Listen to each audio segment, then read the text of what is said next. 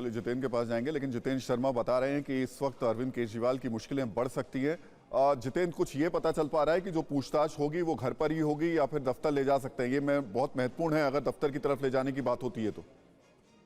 जी बिल्कुल, देखिए ईडी की टीम की जो पहली कोशिश होगी, जो हमारे सोर्सेज हमें बता रहे हैं कि घर पे ही अरविंद केजरीवाल से सवाल जवाब किए जाएं, उनसे जानने की कोशिश की जाए वो तमाम बातें, वो तमाम चीजें जो इस केस से जुड़ी हुई है, जिनसे अरविंद केजरीवाल, जैसे कि ईडी के अधिकारियों का कहना है, सूत्रों का कहना है कि बचते नजर आ रहे हैं, तो उन तमाम बातों को पूछने की कोशिश की जाएगी। तो साफ तौर पर जो पूछताछ है वो पहले घर पर ही उनसे की जाएगी, लेकिन अगर संतुष्ट नहीं होती है जांच एजेंसी उनके जवाबों से, तो हो सकता है कि उनको फिर कस्टडी में लेकर ईडी जो हेडक्वार्टर है वहां पर ले जाया जाए। लेकिन सबसे पहली कोशिश यहाँ पर यही कि अरविंद केजरीवाल ईडी की टीम के सामने आए, उनके सवालों को जवाब दें, और इसी कवायद में फिलहाल जो ईडी की टीम है वो अरविंद केजरीवाल के आवास पर मौजूद है।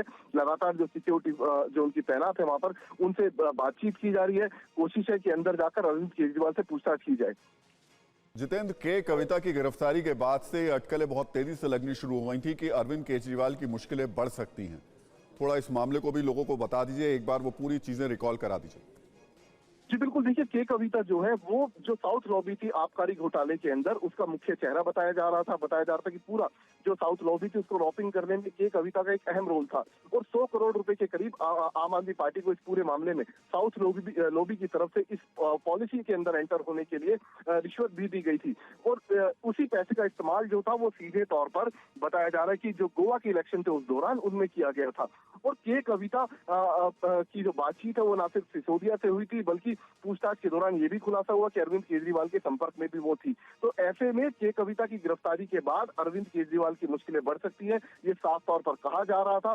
इस बात का जिक्र खुद ईडी ने अपनी जो 2 दिन पहले एक प्रेस नोट, जो एक प्रेस स्टेटमेंट जारी किया था के कविता की गिरफ्तारी को लेकर, उसमें भी लिखा हुआ था साफ तौर पर कि अरविंद केजरीवाल से भी पूछताछ करनी जरूरी है, और अरविंद केजरीवाल के संपर्क में भी के कविता थी। तो ऐसे में अब जब ईडी की टीम पहुंची है तो साफ तौर पर यह कहा जा सकता है कि आज की जो शाम है या फिर आज की जो रात है और अरविंद केजरीवाल के लिए मुश्किल भरी हो सकती है। जी जितेंद्र, आप लाइन पर रहिएगा। बीजेपी नेता मनींद्र सिंह सिरसा साहब मेरे साथ इस वक्त मौजूद हैं।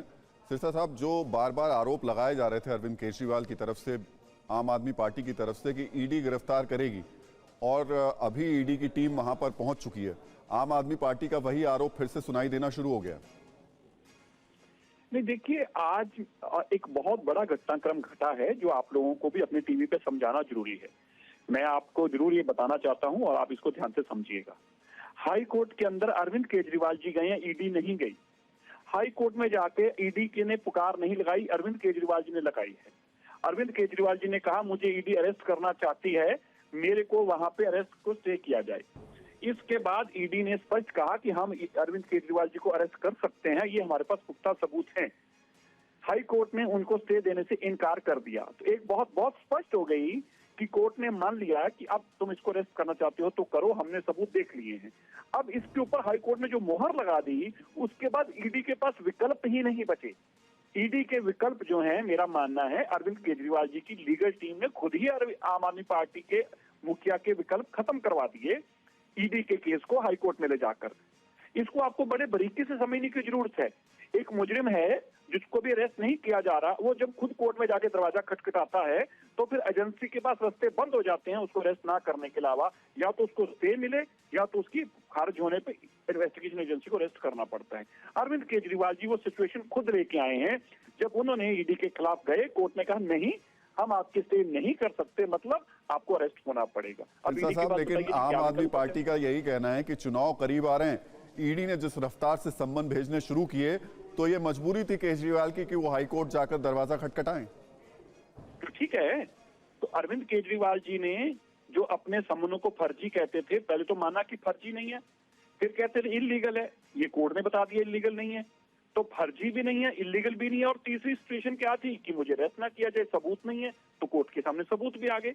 तो आम आदमी पार्टी की तीनों बातें जो थी, फर्जी है, इल्लीगल है और सबूत नहीं है, तीनों चीजें कोर्ट के सामने आज एड्रेस हुई हैं। फर्जी भी नहीं है, लीगल भी है और सबूत भी है। अब बताइए, अब आम आदमी पार्टी का क्या है इसके ऊपर भी हुआ, बता दीजिए आप। सिरसा साहब, इसका असर क्या पड़ने वाला है चुनाव पे? देखिए, अब ईडी चुनाव तो नहीं कराती, ईडी चुनाव तो नहीं कराती, लेकिन ईडी की कार्रवाई से जो असर होगा या नुकसान होगा, ये काम ईडी का नहीं है। एजेंसी का काम इन्वेस्टिगेशन करना है, एजेंसी का काम उनकी कार्रवाई करना है। अब ये कहेंगे चुनाव को लेकर है, तो भाई आपको तो 2023 जनवरी फरवरी से बुलाया जा रहा है, पूरे 10 महीने 1 साल हो गया, तो 1 साल पहले चले जाते आप। चुनाव तो अब आया है। जब आप विपासना करने जा रहे थे, क्या विपासना जरूरी है या इन्वेस्टिगेशन, जो करप्शन केस की इन्वेस्टिगेशन है वो जरूरी है? आप खुद बताइए। क्या आप मेरे को आपसे एक सवाल पूछना चाहता हूं, माफ करना वैसे मुझे नहीं पूछने का अधिकार, लेकिन आपके देखने वालों के लिए आप बताइए, देश में और कौन सा ऐसा क्रिमिनल सिस्टम है जिसमें एक क्रिमिनल ये कहे, क्राइम करने वाला ये कहे, दोषी ये कहे कि भाई साहब अभी तो मुझे विपासना पे जाना है, मुझे अभी तो योगा करना है, आप जाइए। जी जी। पुलिस वाले घर पे आए, कहे भाई साहब अभी आप जाइए, भाई साहब योगा कर रहे हैं, अभी योगा करेंगे फिर आपको बताएंगे कब आना आपको घर पे। ऐसा कभी सुना है आपने आज से पहले? चलो, अगर लेकिन सुना है अब तो तो मुझे ईडी बता की दीजिए, टीम कम वहां से पर कम पहुंच आपका गई है टीवी सिरसा साहब, अब तो पहुंच गई है और मुझे लगता है अब देखने को मिलेगा कि क्या पूछताछ घर पर होती है या फिर आगे कुछ और कार्रवाई देखने को मिलती है। बहुत बहुत शुक्रिया